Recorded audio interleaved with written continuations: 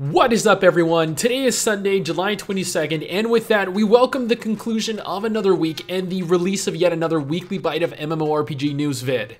So there's quite a bit to talk about this week, ranging from MapleStory 2's second closed beta to World of Warcraft's pre-patch for Battle for Azeroth to Moo Legend hitting Steam. So with all of that in mind, sit back, relax, and let's do this. Let's kickstart this with MapleStory 2. It released in its second closed beta a few days ago, and we sent out a grand total of 60 closed beta keys for our viewers to redeem. If you didn't get in, then you can be on the lookout for our updated first impressions video for closed beta 2 in the coming week, featuring the new updates and overhauls applied to the game since the first closed beta. Dungeon crawling MMO Moo Legend is finally making its way to Steam. It doesn't have any official date yet, but WebZen has let us know that it is expected sometime during August. While this move will likely provide the game with a much needed player boost, especially with how bad the WebZen launcher is, it is nevertheless a WebZen game and likely will not retain much of that influx, I guess, long term.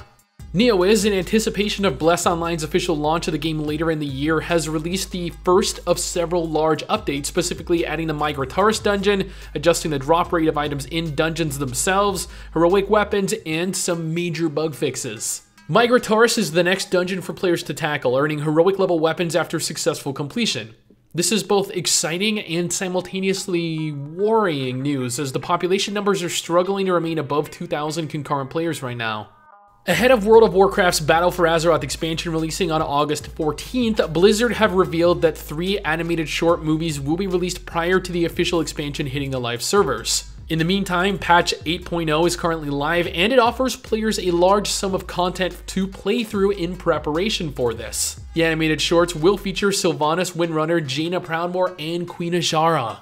The current 8.0 pre-expansion patch brings with it new character customizations, the new PvP war mode, various class changes, the new orc posture, new Teldrassil and Lordaeron events, legacy loot mode, and a plethora of others. So, if you were waiting until August 14th to play, you may want to reevaluate that choice. Now, I did a video on this a couple days ago, but I figured I might as well reiterate my thoughts here as well. Warlords Awakening, aka Elite Lord of Alliance, aka In Spirit Online, is relaunching under the new name Warlords Awakening. So for those of you believing this is a new MMORPG, don't. It's not. Although Elite Lord of Alliance was not a bad game, and there is still a market for it, Warlords Awakening is relaunching with a buy-to-play model, even though its past iterations were all free-to-play. Furthermore, the game will officially release and become readily available to all players come July 26th.